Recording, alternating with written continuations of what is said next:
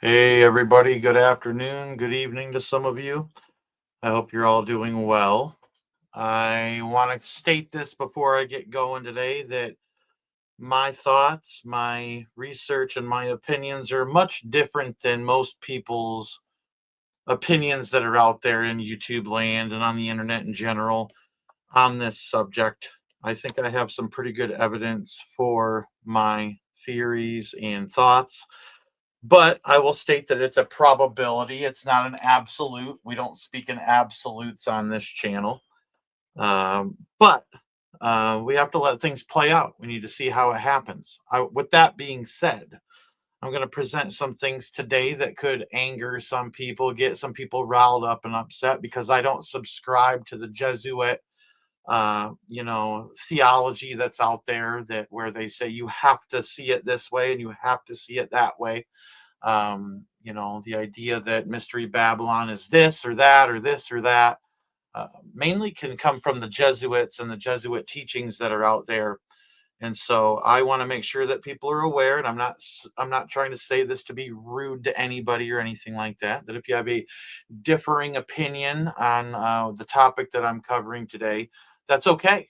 It absolutely is okay, but it does not mean that I want you to write me a book and email me and all that stuff. My opinion is pretty set on what I'm talking about today because I've done my research, I've looked at all the variables, and this is what makes the most sense to me. So that with that being said, let's move forward. Okay, so first, I want to ground myself in the Word of God, and I want to start in Revelation chapter 17 and 18, where Mystery Babylon emerges from a futuristic view. All right, futurist view is where I'm going to be. And I got notes that I prepared here to kind of help me stay on track because God knows I get off onto these rabbit trails and I can't stay on track. So, I believe the majority of 95% of the things in Revelation, are a futurist view that they haven't happened yet. There are some schools of thought out there that believe they already have. I disagree with that, first off, but I'm going to say that the Mystery Babylon isn't just symbolic; it's a literal city and a system that's rising in the end times that's going to dominate the world economically and spiritually before its fall. In Revelation 17, 1 through 2, it says, "And there came one of the seven angels which had the seven vials, and talked with me, saying unto me, Come hither. I will show unto thee the judgment of the great whore that sitteth upon many waters, with whom the kings of the earth have committed fornication, and the inhabitants of the earth have been made drunk with the wine of her fornication." Here, the great whore is Mystery Babylon, a system of idolatry and commerce intoxicating the nations. But verse 15 clarifies the symbolism here. And he saith unto me, The waters which thou sawest, where the whore sitteth, are peoples and multitudes and nations and tongues. It actually has nothing to do when it talks about these many waters. It actually has nothing to do with water in general. It actually has to do with people, multitudes and nations and tongues. And the Lord gives us that interpretation out of the Word of God right in that very section of the Word of God. It says this isn't literal water like the Euphrates, all right, though Babylon, Iraq sits near it. And we're going to be making a case for Babylon, Iraq being Mystery Babylon today. But a metaphor for global, or it's though Babylon, Iraq sits near it, but a metaphor for global influence over diverse peoples and tongues.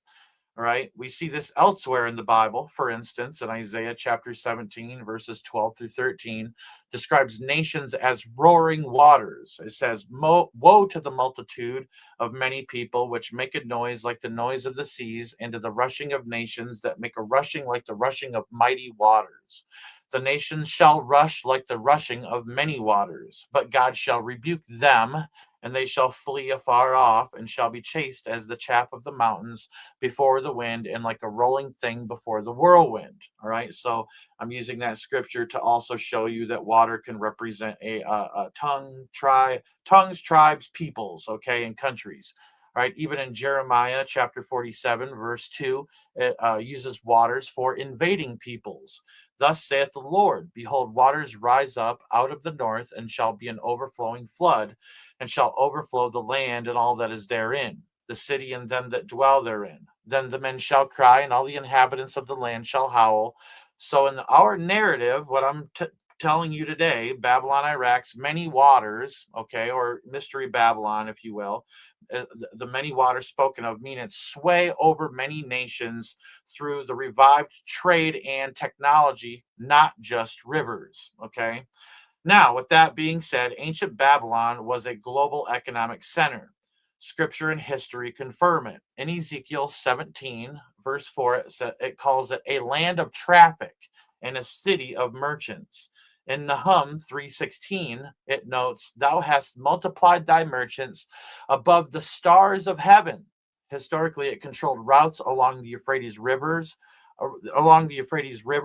amassing wealth from spices, textiles, and slaves, among many, many other trades, silver and gold and fine linen and woodworking and all this different stuff, okay?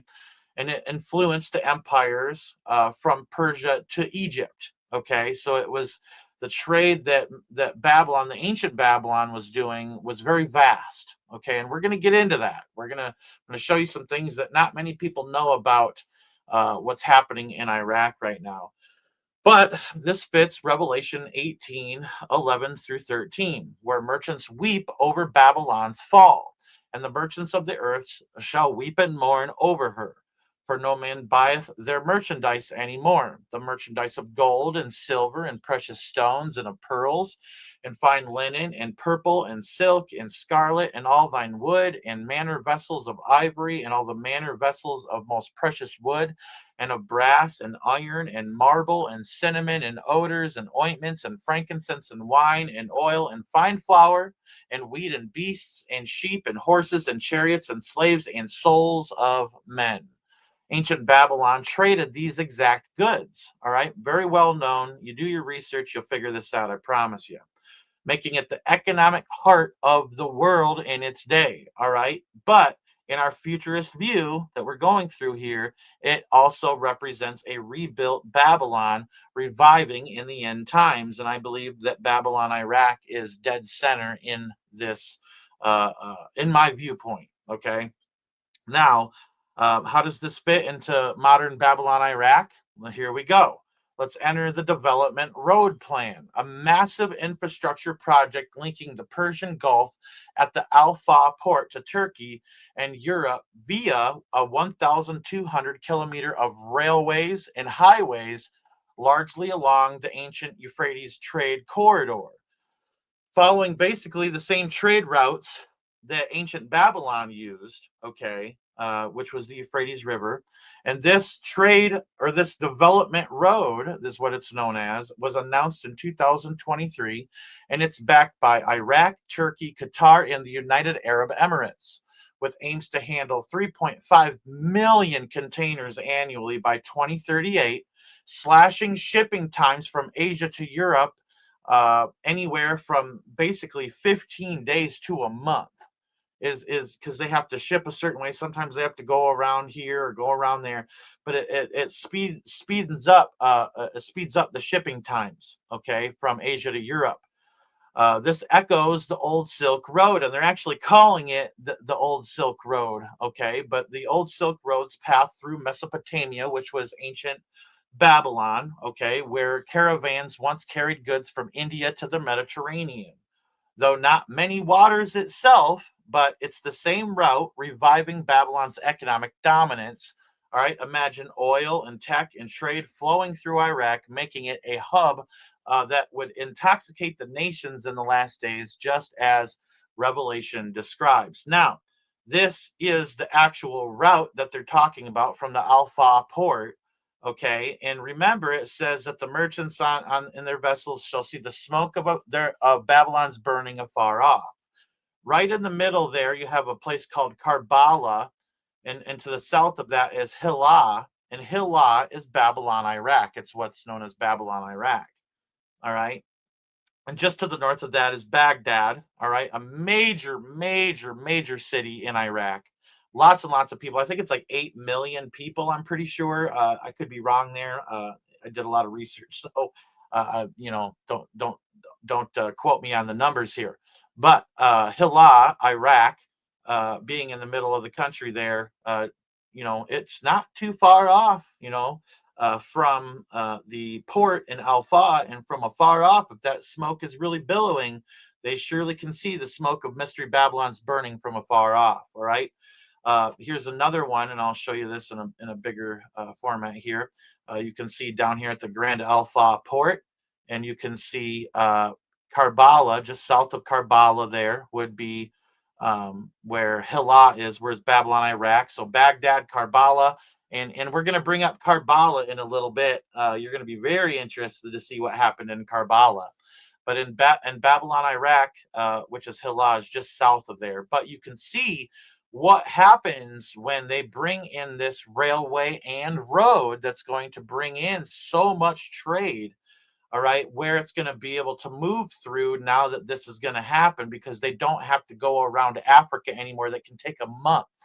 All right. And when they come through the, right there by Saudi Arabia, and they come through that, and I forget what it's called, the canal there. Okay. The Houthis are always bombing everybody and raising hell, and always causing a problem. It can speed things up. It takes about 2 weeks to ship that stuff through there. Okay. And through, the sea there. But to avoid the Houthis and to go around the edge of Africa, it can take a month. So the Grand Alpha port in the Persian Gulf is a fine place to begin a trade route, and it would put Babylon, Iraq at the hub of all merchandise and trade. Pretty mind blowing. All right, it's absolutely crazy to me. The way that this is all forming, and we're going to continue to go through this here. Give me a moment. Now, adding to this, modern Baghdad near ancient Babylon is emerging as an AI hub. In 2025, Iraq launched 2 AI colleges, one at the University of Technology in Baghdad for AI engineering, and another college of excellence with departments in data science, e-business, and applied info systems. Even in Babylon, Iraq, the University of Babylon, I think is what it's called, they have an AI class they're doing now as well. And that was new information that I'm adding on to the notes that I already had prepared. But minimum admission scores hit 98% for top students, showing elite focus. Data centers are coming too. Joint ventures with Iran for AI research and grants like the 2.1 million grant that there is to the American University of Baghdad for AI labs and policy. But they have big projects to create data centers in Baghdad, Iraq, that isn't far from Babylon, which is Hillah, Iraq. This tech surge could enable global control, fitting Mystery Babylon's sorceries. We can put it out there. I know that word there is pharmakia, and we can derive the word drugs from that, but it also can represent, false and lying wonders, like that what AI does. Deceiving the nations in Revelation 18:23, for by their sorceries were all nations deceived. And it's talking about Babylon, Mystery Babylon, for by thy sorceries were all nations deceived. So I'm sorry, but AI, and coming out and being so close to the vicinity of where I think the Antichrist is going to come out of, it just makes for a perfect scenario for the Beast Systems headquarters. I'm not going to make that claim yet, but I honestly, in my personal opinion, I think that's coming very soon, but we'll have to see how that plays out. But the idea that it's possible is there. Now, the timeline, futurists see Mystery Babylon ruling very briefly, 3.5 years. I'm of that school of thought. All right. During the tribulation's first half, Revelation 13:5 gives the beast 42 months of authority, and there was given unto him a mouth speaking great things and blasphemies, and power was given unto him to continue 42 months. All right. Babylon, Iraq serves as the Antichrist base until midpoint. That's my belief. All right. When he invades Jerusalem, all right, that'll end up being the other half of the Great Tribulation, where he sets himself up, declaring himself as God in the temple of God. All right. As Second Thessalonians chapter 2, verses 3 and through 4 states, let no man deceive you by any means, for that day shall not come except there come a falling away first, and that man of sin be revealed, the son of perdition, who opposeth and exalteth himself above all that is called God or that is worshipped, so that he as God sitteth in the temple of God, showing himself that he is God. Then the beast destroys the harlot in Revelation 17:16. And the 10 horns which thou sawest upon the beast, these shall hate the whore, which would be Babylon, Iraq, and shall make her desolate and naked, and shall eat her flesh and burn her with fire, the smoke of her burning afar off. All right, this shift from economic seduction in Iraq to abomination. This shows the shift from economic seduction in Iraq, in Hillah, Iraq, to the abomination in Jerusalem, Israel. All right. The destruction, merchants watch from afar off. Revelation chapter 18, verses 17 through 18. For in 1 hour, so great riches is come to naught. All right. Give me a moment here. And every shipmaster and all the company and ships and sailors and as many as trade by sea, the Persian Sea there, the Persian Gulf, stood afar off, not near, all right, not close to it. I mean, if you were, and I'm just going to throw this out there, don't get mad at me for those of you that see things differently. This is just the way my mind works here. But if you were to be off the coast of New York, you'd be pretty close to New York if New York was Mystery Babylon. Now, if Rome was Mystery Babylon, you'd be pretty close to Mystery Babylon. All right. Even with Jerusalem being Mystery Babylon, being in the sea there off the coast there, you'd be much closer to it. But the one place that fits the bill, in my mind, being afar off, would be this port that you're seeing. All right, the Grand Alpha port, and it's not super far from Hillah, Iraq, but it is far enough to be able to say that that they stood afar off and cried when they saw the smoke of her burning. All right. And they'll say, what city is like unto this great city? And they cast dust on their heads and cried, weeping and wailing, saying, alas, alas, that great city wherein we were made rich, all that had ships in the sea by reason of her costliness. For in 1 hour is she made desolate. All right. The emphasis on afar off, not port ships, but Gulf vessels seeing smoke from 100+ miles away. Now, that area is very rich in oil and things like that. If something were to pop off there, even like a nuclear bomb hit that area or something like that, that oil can ignite. You know what I mean? And have you ever seen the oil fields in Iraq during the war in Iraq? How they burnt those oil fields? It was apocalyptic, to say the least.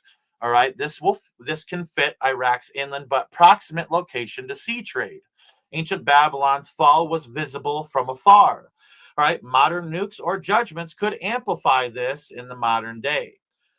Now, here we go. Let me get a drink here as we start this next part. Hold on.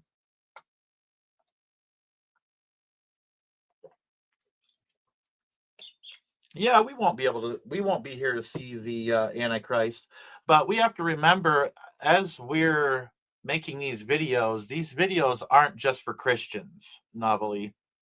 We are trying to leave things behind and research behind so that way we can share them with the world, and maybe things like this, and calling these things out beforehand. We find out, that I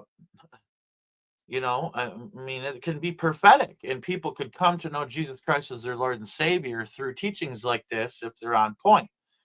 All right. We're not going to allow side teaching, okay, in the live chat.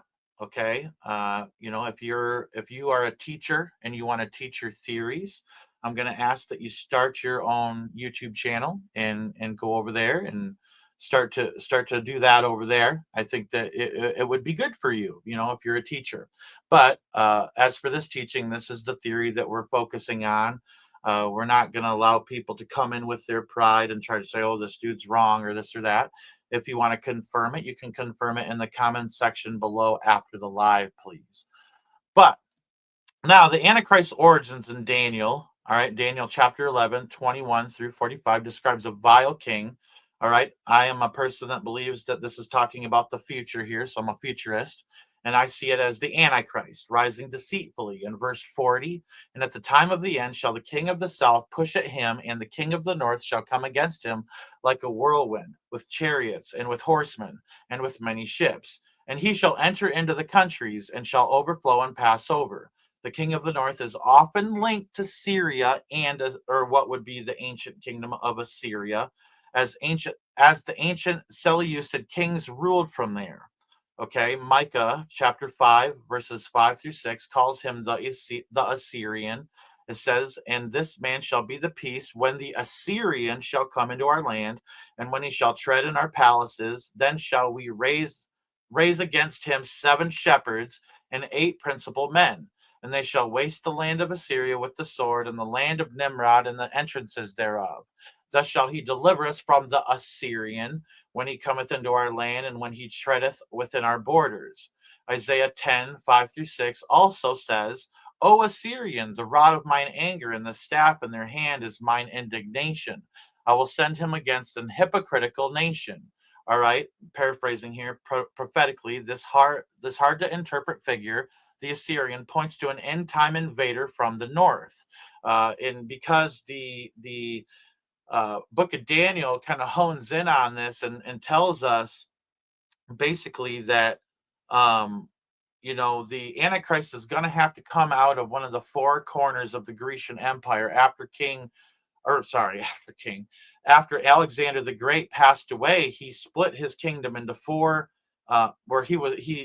before he passed away, he split his kingdom into 4 sectors, and these are known as the 4 quarters of the Grecian Empire. And it actually hones in the book of Daniel to that northern quarter there, which would be the Syria-Iraq area. Okay, so that's, again, why I believe that the Antichrist is going to come out of Syria.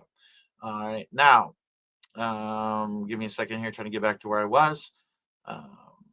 So the Assyrian points to an end-time invader from the north, Syria-Iraq region, emerging as the Antichrist, using Babylon, Iraq as his launch pad before Jerusalem. And we're going to get into something interesting here.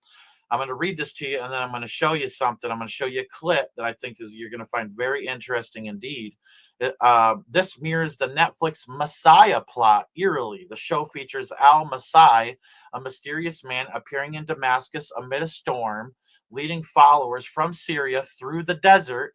And I think that desert area is kind of picturesque, and how he's going to go into Babylon, Iraq. And we have to remember it's a TV show, and they kind of speed up the plot. Okay, so it's not like it's these 3.5 years in the desert. They don't really show, how long he's in the desert for, but he ends up, shifting to Israel, okay, and entering the Temple Mount and declaring divine messages. The timeline sped up, obviously, for drama, but it parallels the Middle East rise in Syria, Assyria, the desert phase, which would be Iraq, Babylon, and then Israel's invasion. It's like a scripted preview, all right, and I want to show you that now. Give me a moment here, and we'll bring that up. Hold on. Here we go.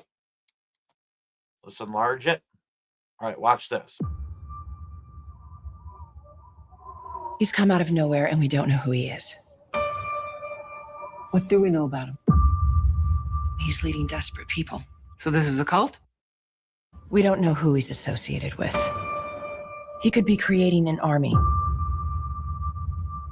or he could be leading them to their death.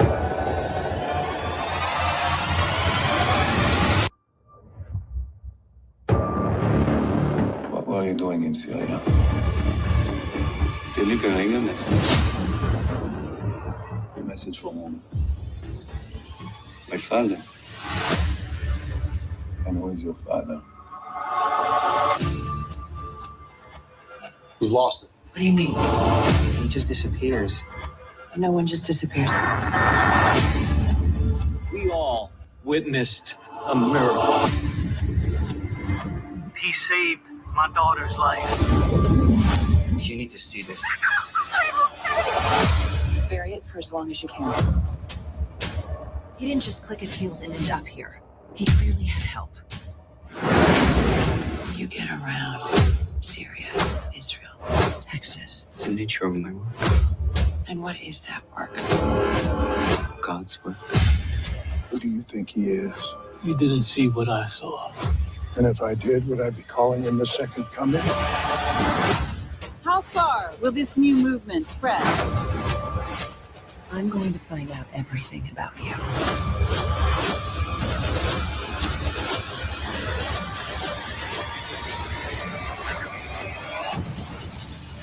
This is bigger than what you can imagine. Oh man, did you see that? Did you see that, everybody? Oh man, just more proof in the pudding for what I'm talking about. And it's funny because even in Islamic eschatology, all right, their Messiah comes out of Syria. You know what I'm saying? I mean, dude, this is I get kind of pumped, you know, when I'm teaching people this stuff because I'm trying to show people how this all interconnects. So I want to keep going here. Now, like I said, you know, the Netflix show Messiah mirrors what the Bible's kind of saying a little bit. You know what I mean? All right. And behind the scenes is Masonic influence, of course, Masonic influence and secret societies that control the earth. They're rooted in Babylonian occultism. Now, if anybody knows anything about the secret societies and the esoteric nature of secret societies like Freemasonry, they'll know that, like Hiram Abiff, for instance, a slain master builder in rituals, is allegorically Nimrod, the rebel king of Babel. Genesis 10:8-10. And Cush begat Nimrod. He began to be a mighty one in the earth, and the beginning of his kingdom was Babel. All right, Masonic writings confirm this. In The Lost Keys of Freemasonry by Manly P. Hall, Hiram Abiff symbolizes the divine builder, but esoteric interpreters link Hiram Abiff to Nimrod as the master builder of the Tower of Babel. The JSM Ward's Who Was Hiram Abiff explores that theory, tying to Babylonian myths. Albert Mackey, who is a very well-known Freemasonic writer, in his book History of Freemasonry, hints at ancient mystery religions that worship Nimrod, all right, Semiramis, and Tammuz, all right, the trinity of occultism. All right, per Alexander Hislop's The Two Babylons, secret societies steer global events towards a new world order, echoing Babel's unity against God. The Antichrist, in my opinion, I think he's going to mimic Nimrod and do the things that Nimrod did. All right, uniting nations in rebellion, building a system, then falling. Full circle, everybody, full circle. No new thing under the sun. All right, there's a link to the New Age. Absolutely. Benjamin Creme proclaimed Maitreya as a world teacher in 1982, emerging from obscurity to unite religions. All right, he's tied to the House of Theosophy, which is Helena Blavatsky. All right, with which birthed Lucifer Publishing, that birthed Lucis Trust, that's connected to the United Nations. All right, do you see the connections, everybody? It's so obvious to me what's going on, and they don't want you to see what's really happening. All right, they try so hard to cover it up. All right, they work really hard at it to try to cover it up. All right, now, give me a second here. So first, I want to talk about, Daniel chapter 11, verses 40-45 from the KJV, and it says, "And at the time of the end shall the king of the south push at him, and the king of the north shall come against him like a whirlwind. He shall enter also into the glorious land, and he shall plant the tabernacles of his palace between the seas." All right, that Iraq is a great spot for that. "And the glorious holy mountain. The king of the north," futurists interpret as the Antichrist rising from the ancient Seleucid realm, which is modern Syria and Iraq, the heart of Assyria. In Micah 5:5-6, it adds, "And this man shall be the peace when the Assyrian shall come into our land. Thus shall he deliver us from the Assyrian." And in Isaiah 10, verse 5, it calls him, "O Assyrian, the rod of mine anger." We've already went over that. All right, now I want you to focus on Benjamin Creme, like we've talked about many times on this channel, and Share International. Creme, who was a Scottish esotericist influenced by Madame Blavatsky's theosophy, claimed telepathic contact with the masters of wisdom, and I'm just telling you from their side here, okay, since the 1950s. he announced Maitreya's reappearance, all right, and he's kind of in hiding until his emergence in what's known as the Day of Declaration. He descended when supposedly Benjamin Krem met him. He descended from the Himalayas via Pakistan to London, but positioned himself awaiting, all right, to be a figure for all religions. Christ for Christians, Imam Mahdi for Muslims, the Messiah for the Jews, Krishna for the Hindus, Maitreya Buddha for Buddhists. Share International teaches Maitreya as the world teacher for the Aquarian age, the age that we're supposedly entering into from the New Age perspective, inspiring global sharing and economic justice. Isn't it funny how all the youngsters nowadays are saying no justice, no peace, no justice, no peace, because that is a very common theme in Maitreya's teachings through Benjamin Krem and the Share International. But he's going to unify mankind and end hunger through resource redistribution. What does that sound like? The 7 sustainable goals for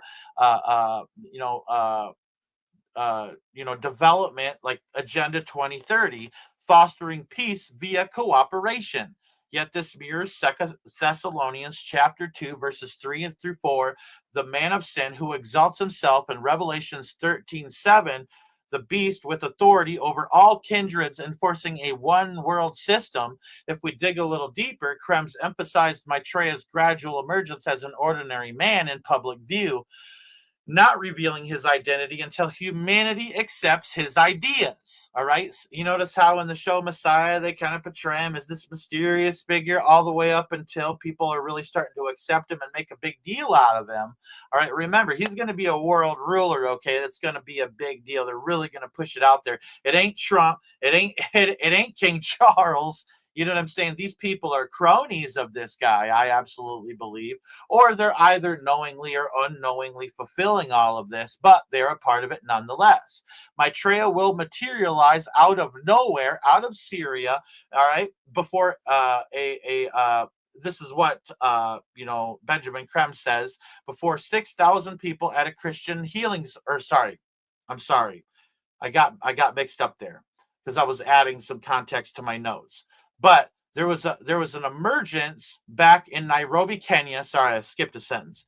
In Nairobi, Kenya, on June 11th in 1988, supposedly Maitreya materialized out of nowhere before 6,000 people at a supposed Christian healing service.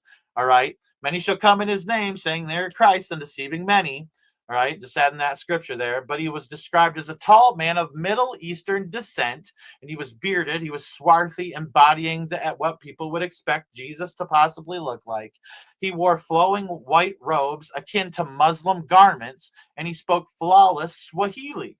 And he was did his little voodoo over the waters there, and he blessed them to be able to heal people. And then some say he vanished abruptly, and other witnesses said he walked away and disappeared into thin air. But some accounts noting he entered a vehicle and dematerialized from the back seat, leaving no trace. But Benjamin Krem confirmed that was an appearance of Maitreya and was in keeping with the crowd's expectations as a form of Jesus Christ. Hence his bearded face and white robes, okay? All right, this African manifestation in a region bordering vast deserts evokes Matthew chapter 24, verse 26. Wherefore, if they shall say unto you, behold, he is in the desert, go not forth. All right, when they say, behold, he is in the secret chambers, believe it not. All right, Jesus warns of false Christ drawing followers to remote places with signs and wonders, and that's precisely what Maitreya's modus operandi is. All right, then in the Middle East, Maitreya appeared as a radiant being of light dancing ethereally among people. All right, and Share International documented a video where a luminous figure, sword in hand, performed dance-like movements symbolizing what's known as the sword of cleavage, what Benjamin Krem said, supposedly that was used to divide truth from illusion. All right, Krem's master affirmed that this is Maitreya, the Imam Mahdi to the Muslims, manifesting in a form that resonates with Islamic eschatology. Now, with no further ado, and this was a video I created a long time ago, All right, but it has the clip of the figure of light dancing with Muslims in Karbala, Iraq. Now let's bring this back up. If you look in the middle of Iraq there, okay, if you go up from the port down at the base, the Alpha port, 1, 2, 3, 4, 5, 6, 7. All right, 7 dots upward into the middle of Iraq. You have Karbala, Iraq, which is right next to Babylon, Iraq. And that is where this thing appeared on January 6th, 2008.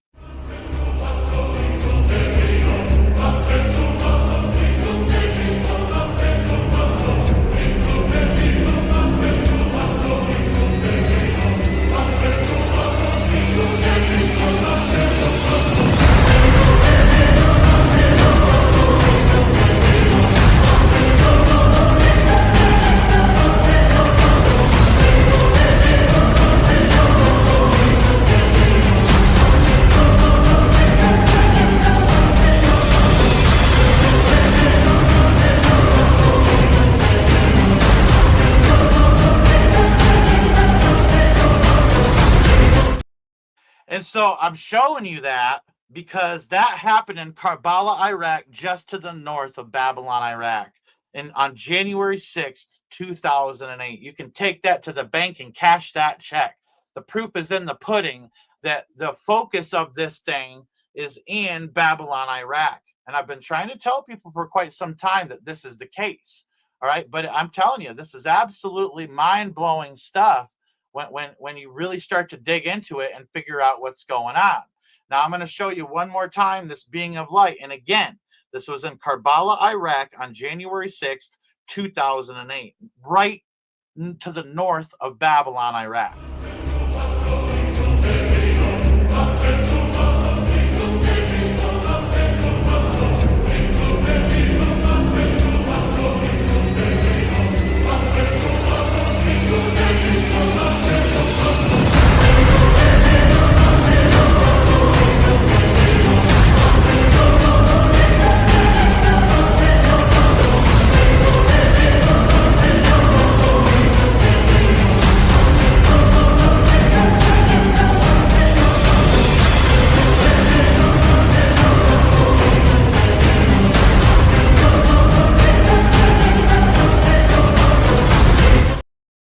So you see there, all right, that there was a being of light, a fallen angel, in my opinion, but a being of light dancing in Karbala, Iraq, just to the north of Babylon, Iraq, on January 6, 2008. All right, adding that to, this Messiah thing, that I showed you guys, where they got this TV show Messiah on Netflix that lines up with the theory I'm trying to show you guys. And then you got, this Karbala, Iraq, where this being had, appeared from. I mean, it begins to really paint a picture here. Okay. And so, like I was saying, that this Maitreya, it was like Benjamin Creme had, confirmed that this was an appearing of the Maitreya, okay, that I've talked about many times, who is the New Age false Christ, the New Age false Christ, but would take the place of all these different messiahs that the world is expecting to arrive in the end times. Okay, and he's always often clad in Muslim robes during such visitations, and he adapts to cultural expectations, appearing as a robed teacher to evoke trust. All right, this links to Syria and Islamic traditions place the Mahdi's emergence amid Syrian turmoil. The hadiths describe wars in Sham, which is Syria, preceding his rise from Mecca or Medina, battling in Damascus. All right, Benjamin Creme's Maitreya, as Mahdi could emerge symbolically from this chaos, fulfilling the King of the North prophecy in the Bible. And Christian scholars note that Assyria encompassed Syria. All right, thus, a Middle Eastern figure like Maitreya fits the Assyrian Antichrist, deceiving with light in 2 Corinthians 11:14, and no marvel, for Satan himself is transformed into an angel of light. Right? Share International's teachings deepen the alignment. Maitreya's messages, channeled through Benjamin Creme from 1977 to 1982, urge to share and save the world, promising a new era where man shall become God. Excuse me, this echoes the serpent's lie in Genesis 3:5 and the Antichrist blasphemy. He advocates a new world religion, blending faiths. That says that he won't adhere to the gods of his fathers. All right. And that's what I believe, that in the blending of faiths, okay, it's the new age. It's the new age that is going to be with the new religion that he's going to set up. And he wants coexistence between all religions on the earth, obviously, except Christianity. Okay. And that's just what I think is going on here. All right, this also mirrors Revelation 17's mystery Babylon, a harlot uniting apostate systems. All right, Creme tied this to Theosophy's loosest trust, influencing the United Nations with invocations for the coming one, a setup for global control under the beast's mark in Revelation 13:16 through 17 from a KJV perspective. All right, this is the deception of 1 John 2:18. Even now are there many antichrists, whereby we know that it is the last time. Maitreya's overshadowing of disciples, possessing them for miracles, parallels the Antichrist lying wonders in 2 Thessalonians 2:9. Because every time Share International comes out with information, all right, about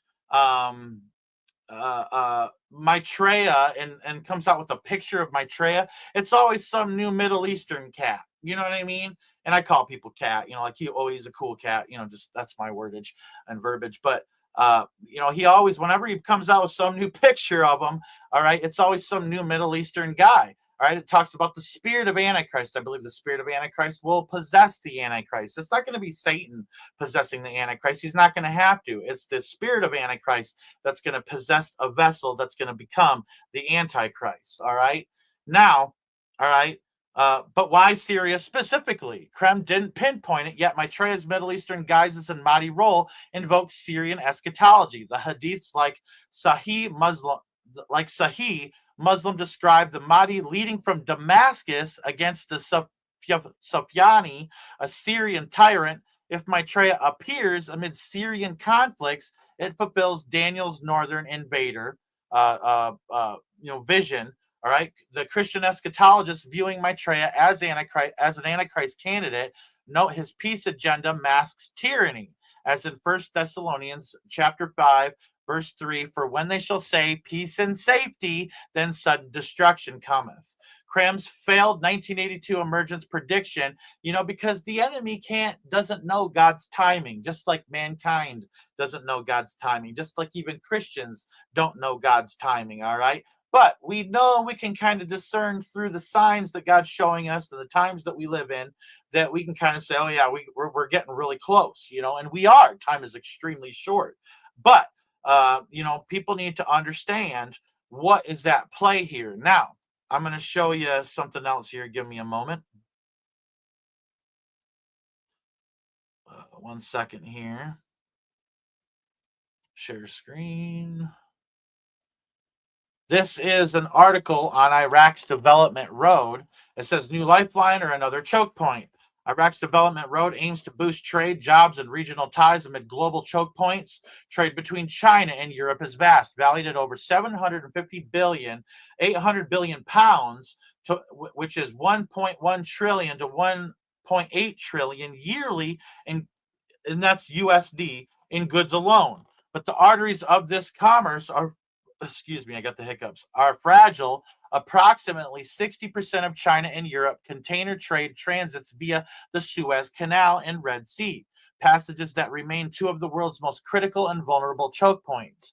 The grounding of the container ship, let me make sure you're seeing this here. Okay, yeah, you are. Sorry about that. The grounding of the container ship Ever Given in 2021 brought global supply chains to a halt. Since remember that one that got kind of, stepped to the side and got stuck in the canal. All right. Since 2023, Houthi attacks in the Red Sea have again reminded the world how fragile the route is, driving up insurance costs and forcing some ships to reroute around Africa, stretching transit times to nearly a month. Overland options are equally constrained. The Eurasian rail corridors that cut across Russia once offered a faster alternative with travel times of 15 to 20 days compared to 30 to 40 days by ship. But they are now politically toxic. Sanctions on Russia and Belarus, instability in Minsk, and Ukraine's long-range drone strikes on Russian infrastructure make investors weary. Even before the war, Russian rail had broad gauge tracks incompatible with Europe's standard gauge, forcing every container to reload at Belarus and the Poland border, and congestion of the Trans-Siberian Railway was already crowded with coal and oil shipments. Let me get a drink here. Whew. I get kind of excited talking about this. I'm not going to lie. Hold on one second.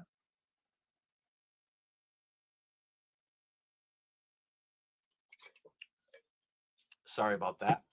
The middle corridor stretching through Kazakhstan, across the Caspian Sea into Azerbaijan and Georgia and Turkey has been promoted as an alternative option.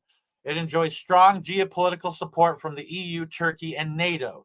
Yet multiple borders, fragmented regulations, and the costly and unstable Caspian ferry crossing make it a bottleneck in itself.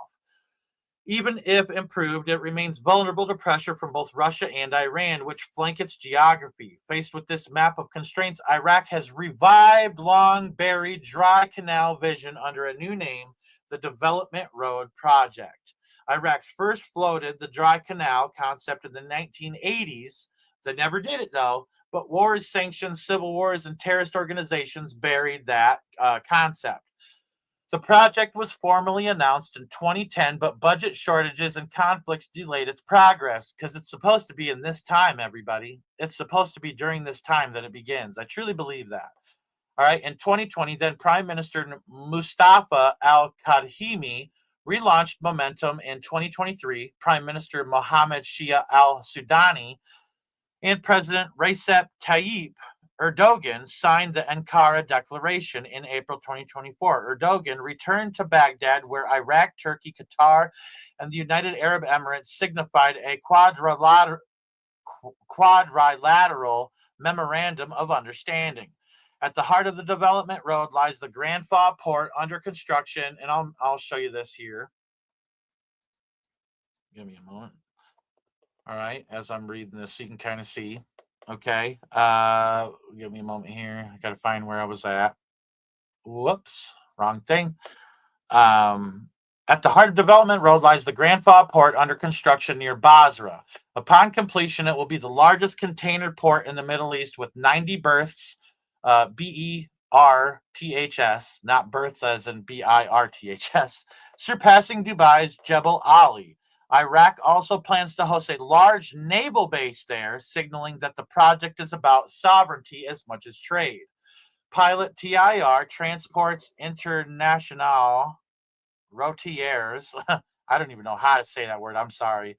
Operations between Turkey's Mersin port and Iraq's Qasr have already demonstrated the corridor's feasibility, with sealed trucks crossing borders with minimal customs checks. They completed the journey in under a week compared to the 14-day route via the Red Sea or the 26-day route around Africa. The savings are substantial. For China, Europe trade, the development road could shave up to 15 days off maritime routes. For Iraq, like Babylon, Iraq, which it's going to go right through Babylon, Iraq, the project offers more than logistics. It is expected to generate $4 billion annually and create 100,000 jobs. All right, when that kind of stuff comes into play, I'm telling you, it's going to start to boom there. I promise you. Directly addressing but the one problem that people need to understand is that when people think that they can rush prophecy, that's when a theory like this starts to get a little shaky for people. I do want to add that, like, people that are saying it has to happen in my time, not God's time, that's when these kind of theories get a little shaky, because people have their preconceived notions. But that kind of income, all right, $4 billion annually and 100,000 jobs, that's big news for this area. And it directly addresses one of Iraq's deepest challenges, its chronically high youth unemployment rate. In a country where disillusioned young men often become recruits for radical militias or Daesh offshoots, steady employment could be a bulwark against extremism. The development road could also be Iraq's ticket to economic diversification, moving beyond oil dependency. Industrial parks, free trade zones, and logistics hubs planned along the corridor would tie Iraq into global supply chains. Right there. While new housing in urban centers could channel domestic growth, in the long run, Baghdad hopes the project will help address structural and climate-related challenges, from desertification to unsustainable reliance on hydrocarbons, by embedding Iraq in a more resilient economy. Strategically, it could give Iraq's new independence, reducing dependence on oil rents and foreign aid, and strengthening Baghdad's bargaining power versus its neighbors. Hold on, my dog wants out of my office. He was laying down. I'm hearing the devil come out. There you go, buddy. Go ahead. All right, I'm back. So the route must cross politically sensitive terrain, though. Contrary to popular belief, Turkey has no direct border with the areas of Iraq under the federal government's authority. The proposed Avakoy crossing falls under the jurisdiction of the Kurdistan Regional Government, the KRG. At least 11 kilometers, which is 6.5 miles, of the corridor must run through KRG territory. The current design skirts major Kurdish cities, which the KRG rejects. Erbil and Duhok argue the road should pass through their territories, a path that would be 32 kilometers shorter and arguably safer, yet this would give the KRG leverage over Baghdad, allowing it to use the corridor as a bargaining power in disputes over oil revenues and governance. If integrated well, the development road could stabilize Baghdad-Erbil relations, so it's a good thing. If mishandled, it could become another flashpoint, so there could be more fighting in that area. The corridor will pass Shiite heartlands where Iran-backed militias, which that's not going to be too much of a problem anymore with what's going on in Iran, and Trump talking about how he wants to go into Iran. From what I heard from some of my friends, that's unconfirmed, but that's what I've been hearing. All right. But where Iran-backed militias operate alongside Sunni areas vulnerable to Daesh remnants on the western flank, long stretches of road and rail will be difficult to secure. Corruption on Iraq's institution compounds the problem, and training sufficient technical and security personnel will take years. But the geography adds pretty good, strength, all right, in the Fa Peninsula. So all this different stuff comes together to create a pretty big picture of what's going on. All right. So, I think I've presented what I can present. I've given you what I can give you. And, it's okay for you to go and do your own research. But actually, I just remembered, and I'm glad that I brought this up. Okay, now I'm going to show you a screen here. So I'm not done here. Give me a moment. This gets really interesting, what I'm about to show you. Okay, so I've shown people this before on my channel. All right, and if you look, this is what's known as a ziggurat. It's the same idea of the Tower of Babel, a spiraling, upwards hill. Now, if you look right here, okay, to your right, let me make sure you're seeing what I'm seeing here. Let me make this bigger. Okay. If you look to your right, there's a picture here. Look at that picture of that hill. That's supposed to be this hill right here. Okay. Now, you see a sign right here. This is obviously a sign. Okay. And you see right here, you don't see the sign. It looks like a palace. It looks like a palace on top of that. They've changed the picture, and I'm going to show you in just a second what that looks like, but I'm going to show you real quick here that this is Babylon, Iraq. All right. This is Hilla right here. This whole area is Babylon, Iraq. Okay. The one place, Karbala, where that being appeared, is just to the north up here. Okay. And I don't see it, but it's up here. The Karbala is up there. All right. Now, Hilla, Iraq, this is Babylon, Iraq. And if we zoom in right here, back on what we were just looking at, okay, you see this sign right here. Now, all right, with that being said, I want to show you this. All right. And so I had previously done a video on this subject. All right. And they were trying really hard to hide this. But this is the actual sign that's on top of that ziggurat. Okay. And Hilla, Iraq is the same area where the original Tower of Babylon sat. There's two different locations they argue are the actual foundations of the Tower of Babel. But nonetheless, this is the sign that's on top of that ziggurat. And you see right here how they changed the photo. All right, I can't zoom in, unfortunately, but you can see between the pictures that to the right here, to the right is the picture of the Babylon sign right here. Okay, so you see that right there. You see the same sign, and you see where I'm looking at it here. And here's some more pictures of it. Okay, that is the Babylon sign on top of that spiraling mound. Okay, and you see more of them here. You see a guy standing in front of it here. Okay, but if we go back, all right, we cancel out of that and we go back, and I share with you the Google map. Look how they've changed it. They literally have changed it. They changed the picture that's supposed to be going with it. So, all right, with everything that we've covered today, everything that we've talked about, all right, I think it's a pretty good case that Babylon, Iraq very well could be Mystery Babylon, and that out of Syria will come the Antichrist and will move into Babylon, Iraq for 3.5 years.